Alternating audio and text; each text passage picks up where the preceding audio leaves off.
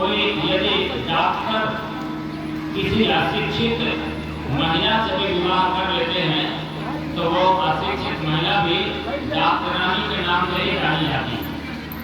ऐसे पंडित जी की पत्नी पंडितानी के नाम से जानी जाती है। भले कोई पांडित भी उसके अंदर न हो, जुड़ने का महत्व।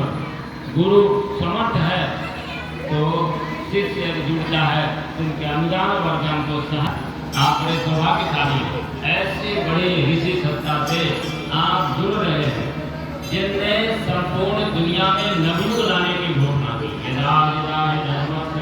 ग्रामीण भगवती भारत अभ्युत्थानम धर्मस्य तदात्मानं सृजाम्यहम्। जब जब धरती पर संतुलन होता है तो देवी सत्ता ही अवतरित होती है। आज संपूर्ण दुनिया में कोई अवतार आ जाए तो न तो रावण है जिसे मार दिया जाए, न कंस है जिसे मार दिया जाए, न दुर्योधन है जिसे मार दिया जाए। आज देवता पहले कहाँ थे?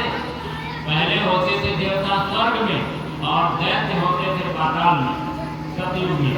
और जब त्रेता का समय आया तो देवता भी धरती पर आ गए और दैत्य भी धरती पे, रावण भी धरती पर था और राम भी धरती पर थे। और जब द्वापर आ गया तो द्वापर में एक ही घर में, एक ही परिवार में कौरव दैत्य थे और पांडव देवता थे, एक ही परिवार में आ गए। और जब कलयुग आया तो कलयुग में एक ही शरीर में देवता भी आ गए और एक ही शरीर में दैत्य भी आ गए। कभी वो देवता का काम करता है, बंदगी होता है, पूजा होती है, और कभी दैत्य का काम करने लगता है कि वो जेल में बंद हो जाते हैं। बड़े बड़े साधु महात्मा संतों की गति यही है। तो हमारे अंदर का देवत्व जागृत बना रहे, इसके लिए ज्ञान ही सबसे बड़ा सहायक सिद्ध होगा। और ये ज्ञान देने वाले सदगुरु के रूप में गुरुदेव आए और इसीलिए सारी धरती में इतने साहित्य लिखा, 3500 किताबें लिखा, इतना बड़ा संगठन बनाया। आप ऐसे ऋषि से दीक्षित होने जा रहे हैं। इसकी कुछ शर्तें हैं। कलम बांधने जैसी प्रक्रिया है। घटिया यदि गुलाब में बढ़िया गुलाब की कलम बांध दी जाए तो वो घटिया गुलाब की बढ़िया ही गुलाब फूलता है। जीवन को समर्पण करने के बाद एक नाला जब गंगा में जाता है और गंगा में मिलता है तो वो गंगा ही हो जाता है, तो इसको कोई नाला नहीं देखता है। गुरु के कार्य शिष्य जाना जाता है। शिष्य समर्पण करे तो गुरु उसकी सभी क्षमताओं को दिखाने में समर्थ होते हैं। आपको नियमित रूप से आज से आपको उपासना करनी है, महामंत्र की करनी है। महामंत्र जितने जगमाही को गायत्री सुनना है। ये 24 अक्षर से ही वेद बना, शास्त्र बना, पुराण बना, सब कुछ बना। कई बार लोगों के मन में आता है गायत्री मंत्र का उच्चारण नहीं करना चाहिए। गायत्री मंत्र वेद मंत्र है। अभी हम सोचते हैं का उच्चारण कर रहे थे, सारे मंत्रों का उच्चारण कर रहे थे कि नहीं कर रहे थे? सब वेद मंत्र है। गायत्री भी वेद माता थी, गायत्री भी वेद मंत्र है। ये बात सही है कि सारे मंत्रों का मुकुट मणि है, सारे मंत्रों का श्रेष्ठ महामंत्र है। और बहुत अच्छी चीज जो होती है वो तो बड़ा छिपा के रखा जाता है। ये परंपरा है हमारी, लेकिन इसका मतलब नहीं है कि ऐसे छिपा दिया जाए किसी को पता ही नहीं चले। गायत्री मंत्र लुप्त हो रहा था, उसे प्रकाशित और सर्व प्रचारित कर दिया गुरुदेव ने। और इस महामंत्र आज 25 करोड़ लोग जुड़कर अपने जीवन को बदल रहे हैं, अपने जीवन को देवों को बना रहे हैं। आप इस भ्रम में मत रहिए। कोई कहता नहीं जपना है, आपको नहीं जपना, आप खूब जपिए। उसके प्रमाण चाहिए तो 25 करोड़ गायत्री परिवार के लोग हैं जिनने जपा, उनका कल्याण हुआ। एक का भी अकल्याण बताइए, एक का भी अकल्याण हुआ तो बताइए। सबका कल्याण हुआ, प्रमाण की क्या जरूरत है? इसलिए इससे बड़ा प्रमाण नहीं है। और ऋषि ही प्रमाण देते हैं। गुरुदेव महाऋषि हैं, ब्रह्मर्षि हैं, देवर्षि हैं, उन्होंने ये कहा है, इसलिए आपको मानना है। गायत्री मंत्र की उपासना नियमित दीक्षा लेने के बाद गुरु मंत्र का जप जरूर करना चाहिए। एक माला ही सही पर करना है, नियमित उपासना करनी है। और दूसरा, नियमित साधना करना है। साधना किसी देवी देवता की नहीं, साधना अपने मन की करना है। मन अच्छे काम में आज बहुत सुंदर लग रहा है और थोड़ा वातावरण बदला तो देवी देवताओं को खा के पेट के नीचे धर जाते हैं कि बेकार है। मन बदलते देर थोड़ी लगती है। आज आपका काम कोई भी मुसलमान जाके अपने मस्जिद में नहीं करता कि हमको ये वरदान दे देना। कोई भी ईसाई अपने चर्च में जाके ये प्रार्थना नहीं करता कि मुझे बेटा और बेटी दे देना। हम ही सनातनी लोग हैं जो हर जगह जाएंगे, भगवान के पास भी जाएंगे तो हम उनसे एक अगरबत्ती के बदले उनसे कम से कम 1 करोड़ का सामान जरूर मांगेंगे भगवान से। ये हमारी कमियां अब नहीं पूरी होगी तो हम भगवान को उठाकर पेड़ के नीचे धरे आएंगे। तो ऐसी साधना नहीं, मन की साधना को सब मिल जाएगा। भगवान ने शरीर ऐसा बनाया है, इससे जो चाहोगे सब मिलेगा, बाहर भटकने की जरूरत नहीं है। और तीसरा, नियमित रूप से ये जब साधना करोगे तो क्या करना है? स्वाध्याय और सत्संग करना है। सत्संग ही प्रभावित करता है जीवन को।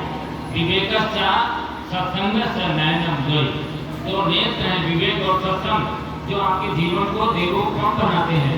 तो सत्संग ये आयोजन किया, आप इस आयोजन में आए, आपको अच्छा लगा, आप भी ऐसे इस आयोजन को करने में सहायता पहुंचाते रहना, लोग बदलते रहेंगे, उनका कल्याण होगा। तो स्वाध्याय और सत्संग करना। गुरु जी ने बहुत किताबें लिखी है, कुछ छोटी किताबें ले जाना। अभी दीक्षा के रूप में कुछ किताबें आपको मिल रही हैं, आप पढ़ना भी और लोगों को पढ़ाना भी, ये आपकी साधना होगी। जैसे यदि मेहंदी रंग बांटे कोई तो किसी को नाप दे या कोई नाप दे, मेहंदी बांटते समय आपका हाथ अपने आप रंग जाएगा। आप ज्ञान देने जा रहे हैं, गुरु का कार्य करने जा रहे हैं, तो आपके जीवन में वैसे प्रकाश आ जाएगा। आप चाहे जैसे भी होंगे, आपका जीवन सुधर जाएगा। उसकी जिम्मेदारी उस भगवान की होती है जिसका आप काम कर रहे हो। साझेदारी ही सबसे नफे का सौदा है। साझेदारी LIC कंपनी से कर लेते हैं तो आपके जीवन की सिक्योरिटी देती है, वो एक कंपनी देती है। और वो दुनिया को LIC को सिक्योरिटी देने वाला कौन? भगवान। आप उससे सीधे जुड़ जाओगे तो आपके जीवन की सिक्योरिटी नहीं होगी क्या? इसलिए आप ऐसे समर्थकता से जुड़े, आप नियमित रूप से आराधना करें। आराधना, लोक सेवा, ये सारे आराधना के काम हैं। यहाँ कितने सारे लोग बैठे हैं, हम लोग आए हैं, दूर से चल के आए हैं, आपको ज्ञान देने के लिए आए। ये आराधना, आप भी ऐसे काम को करना। इसके लिए आपका समय लगे तो समय लगाना, और इसके लिए आपका धन लगे तो धन लगाना। इससे बड़ा धन की साधकता कोई और नहीं हो सकता। कमाने वाले तो इस दुनिया में अर्थवान खाली गए, शक्तिवान गए निर्जीव, कीर्तिवान लौटे नहीं, देखन अपनी सीव। जो कीर्ति के लिए और कोई धन कमाने के लिए और कोई अन्य यश कमाने के लिए करता है, पर वो मरने के बाद देखने नहीं आता कि उसका क्या यश हो रहा। इसलिए इसके लिए नहीं, आत्मा के कल्याण के लिए करते रहना, समयदान अंशदान करते रहेगा। ये 4 सूत्र हैं, आपको नियमित रूप से करना है। आइए एक जो भी उसमें रखा हुआ उसको निकाल। सूत्र है, ये ब्रह्म सूत्र है, इसमें 3 धागे हैं। गायत्री त्रिपदा है, गायत्री मंत्र सवितुर्वरेण्यं पहला चरण, भर्गो देवस्य धीमहि दूसरा चरण, धियो यो नः प्रचोदयात् तीसरा चरण। त्रिपदा गायत्री है। इन 3 चरणों में 3 प्रेरणाएं दी गई हैं, इनको समझना है। लंबी व्याख्या यहाँ संभव नहीं है, इसलिए 60 रुपये आप पढ़ना अभी किताब में। इस त्रिपदा गायत्री को आप जनेऊ के रूप में धारण कर रहे हैं, इसे ब्रह्म सूत्र भी कहा है। ये ब्रह्म को प्राप्त कराने का सूत्र है। सूत्र बड़ा छोटा होता है और उसमें बहुत सारा तत्व दर्शन समाया होता है, इसलिए ये ब्रह्म सूत्र है। यज्ञोपवीत है, यहाँ यज्ञोपवीत जनेऊ, और ये यज्ञोपवीत है। यज्ञ के बाद धारण करने को इनके साथ सहयोग चाहिए। यज्ञोपवीत है। आज से आप अपने जीवन को यज्ञी बनाएंगे, आज से आप अपने जीवन को ब्राह्मण बनाएंगे। ब्राह्मण वो जो समाज के लिए जीता है, अपने लिए नहीं, अपनों के लिए जीता है। और अपने वे तो इस संसार में जितने लोग हैं वो सब अपने लोग हैं। ऐसी महान भावना जिसकी होती है वो ब्राह्मण होता है। और ये गायत्री से ब्राह्मण बनाती है, और जब ब्राह्मण बनेंगे तो भूसुर कहलाएंगे, अर्थात पृथ्वी के देवता बनेंगे। आप धरती के देवता होंगे। एक देवता आकाश में रहते दिखाई नहीं पड़ते, और ये तो ब्राह्मण जीवन जीने वाला देवता हर जगह दिखाई पड़ता है, जो समाज को ज्ञान देता है, समाज के जीवन को सुधारता है, अपनी तपस्या से उसका कल्याण करता है। आइए 5 देवताओं को इस जनेऊ में आवाहन कर रहे हैं। पहले तो